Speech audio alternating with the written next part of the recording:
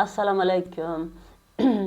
Men bugun hurmatli mana aziz nima desam, aziz yurtdoshlarim, hammaga bugun murojaat qilmoqchimanki, men o'zim ichimdagi emotsiyamni sizlarga namoyon qilmoqchiman. Bundan 2 yil avval mana shu Bahor G'ulomjonovaga borib men dars olib boshladim, psixologiya, psixogenetika bo'yicha. O'sha paytda meni ahvolimni endi o'zim tushuntirib berishga harakat qilaman. Sizlarga juda ham tushkun ahvolda edim. Munosabatlarda, nima desam, samootsenka, umuman tushunchalarim juda ham nol desam ham bo'lardi-da. Birinchi olgan darsim munosabatlar bo'yicha olib boshlaganman.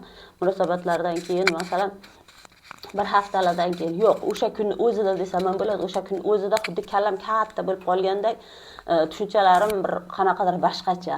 Allohga yaqinlikni tushuna boshladim. Alloh bilan qalban yaqin bo'lishni boshladim.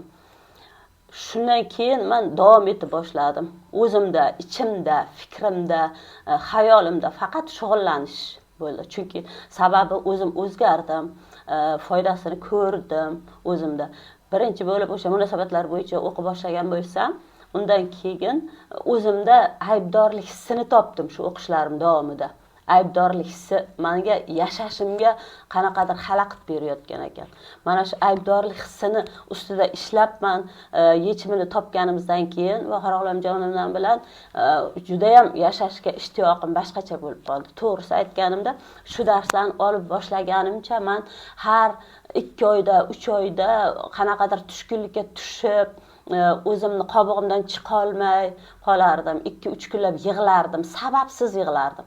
Ana shularning sababini aniqladik, ustida ishladik, o'qidim. Juda ham yaxshi tomonga o'zgardim. Hozir xursandman, Xudoga shukr.